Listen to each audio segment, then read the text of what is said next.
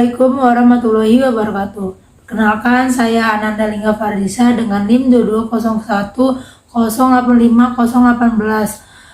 Saya dari kelas 1A Pendidikan Ekonomi. Saya akan menjelaskan bagaimana sih ketika saya menjadi ketua DKM agar tempat ibadah atau masjid yang saya kelola itu menjadi responsif gender. Yang pertama, saya akan membuat tempat wudhu itu menjadi lebih rendah atau dua versi. Yang pertama untuk versi orang dewasa, yang kedua itu untuk versi anak-anak dan bisa dipakai juga untuk orang spesial seperti penyandang disabilitas, tunanetra, ibu hamil, dan anak-anak. Nah, untuk yang lebih rendahnya itu kemudian saya akan kasih bangku agar misalnya orang-orang spesial itu seperti tunanetra dan anak-anak itu maupun ibu hamil bisa duduk saat berwudu. Nah, selain itu juga kan biasanya kalau misalnya di masjid itu kerannya itu cuman kayak langsung keran gitu. Ketika saya menjadi DKM nanti, di atas keran itu kayak saya akan membuat kayak sedikit tempat jeda agar memudahkan mereka menaruh barang-barangnya seperti menaruh kacamata, menaruh masker, untuk perempuan menaruh jarum pentul, peniti, dan kerudungnya. Saya akan juga membuat jalan landasan untuk penyandang disabilitas, ibu hamil, dan anak-anak.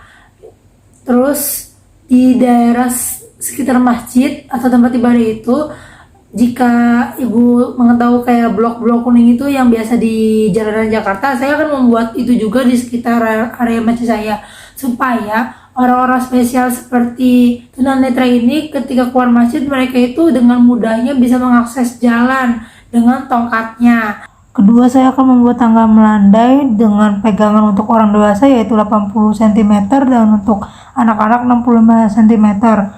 Kemiringan maksimalnya 7 derajat setiap panjang pegangan 100 cm, maksimum naik itu 12 cm dengan panjang 900 cm dan tinggi tangganya itu sekitar 1800 cm, yang dimana alas tangganya itu atau teksturnya itu saya tidak akan membuat licin atau mudah berlumut. Mengapa seperti itu? Karena saya menghindari terjadinya kecelakaan pada orang yang sedang menaiki tangga landai tersebut.